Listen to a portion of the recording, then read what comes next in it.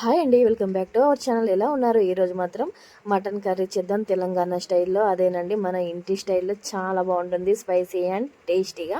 దీనికోసం మాత్రం ఒక మందపాటి వెడల్పాటి గంజు పెట్టుకోండి. దీంట్లో సరిపడా ఆయిల్ వేసుకోండి. ఆయిల్ మాత్రం కొద్దిగా ఎక్కువగానే వేసుకోండి. ఇలా ఆయిల్ కొద్దిగా హీట్ కాగానే దీంట్లోనే మీకు ఇష్టం ఉంటే కనుక కొద్దిగా నెయ్యి వేసుకోండి.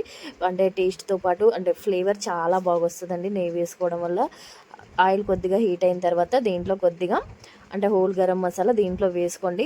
ఇది కొద్దిగా వేగంగానే దీంట్లోనే సన్నగా తరుక్కున్న పచ్చిమిర్చి ముక్కలు కూడా దీంట్లో వేసుకోండి. అలాగే కొద్దిగా కొత్తిమీర, దీంతోపాటు సన్నగా తరిగి పెట్టుకున్న ఉల్లిపాయ ముక్కలు కూడా దీంట్లో వేసుకొని బాగా ఫ్రై చేసుకోండి. చాలా సింపుల్గా ఈజీగా చేసుకోవచ్చండి. అంటే చాలామంది కుక్కర్లో చేస్తారు కదండి, అలా కాకుండా ఇలా గంజులో చేసుకుంటే అంటే స్లోగా కుక్ చేసుకుంటే చాలా బాగుంటుందండి. ఇది మాత్రం పోగు మటన్ కర్రీ, దీంట్లో బోన్స్ ఎక్కువ ఉంటాయి. చూసారు కదండి. ఇలా మొత్తము అంటే నేను మాత్రం సాల్ట్ వాటర్లో ఒక 2 టైమ్స్ మటన్ని కడిగి వేసుకున్నాను. సాల్ట్ వాటర్ వేసి కడగడం వల్ల నీచు వాసన అనేది రాకుండా ఉంటుంది. ఇలా ఆయిల్లో ఒక 10 నిమిషాలు మాత్రం కుక్ చేసుకోండి. ఇలా కుక్ చేసుకున్న తర్వాత దీంట్లో కొద్దిగా పసుపు, అలాగే మీకు చూపించాను కదండి గాంటే కర్రీ చేసుకునే గాంట ఉంటుంది కదండి, దాని నిండా మాత్రం నేను ఇక్కడ కారం వేసుకున్నాను. చాలా బాగుంటుందండి. ఒకసారి మీరు ఇలా తప్పకుండా ట్రై చేయండి. ఫస్ట్ టైం కనుక మీరు నా ఛానల్ చూస్తే ప్లీజ్ అండి నా ఛానల్ని సబ్స్క్రైబ్ చేయండి. అలాగే లైక్ చేయండి, షేర్ చేయండి, కామెంట్ చేయండి. అలాగే గంట కొట్టడం మాత్రం అస్సలు మర్చిపోకండి. మీకు నా వీడియో నచ్చకపోయినా ఒక చిన్న కామెంట్ చేయండి ప్లీజ్ అండి.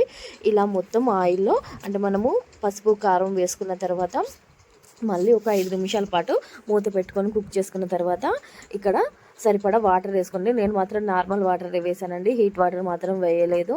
ఇలా మధ్య మధ్యలో తీస్తూ కలుపుతూ ఉండండి. మటన్ కాబట్టి కొద్దిగా అంటే వాటర్ అనేవి కొద్దిగా ఎక్కువగానే వేసుకోండి. చాలామంది అంటే ముదిరిపోయిన మటన్ ఉంటే కనుక కొద్దిగా వాటర్ అనేవి హీట్ చేసుకొని వేసుకోవచ్చండి.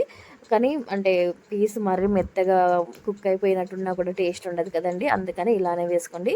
దీంట్లో సరిపడా సాల్ట్, కొద్దిగా కుడక పొడి, దీంతోపాటు కొద్దిగా ధనియా పౌడర్, అలాగే అంటే మీరు ఇంతకుముందు అంటే నా వీడియోలు చూస్తుంటే నేను ఇప్పుడు ఇంట్లో తయారు చేసుకున్న మసాలా ఒక 2 స్పూన్స్ మాత్రం వేసుకున్నానండి. అంటే నార్మల్ వెజ్ కర్రీలో మాత్రం 1/2 స్పూను 1 స్పూన్ వేసుకున్న సరిపోద్ది. చూసారు కదండి, చాలా బాగుంటుంది.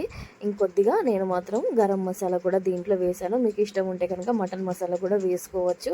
లాస్ట్లో కొద్దిగా కొత్తిమీర వేసుకొని మళ్ళీ గ్రేవీ అనేది చిక్కబడేంత వరకు ఉంచుకోండి. కర్రీ చాలా బాగుంటుంది. ఒకసారి ట్రై చేయండి. Thank you.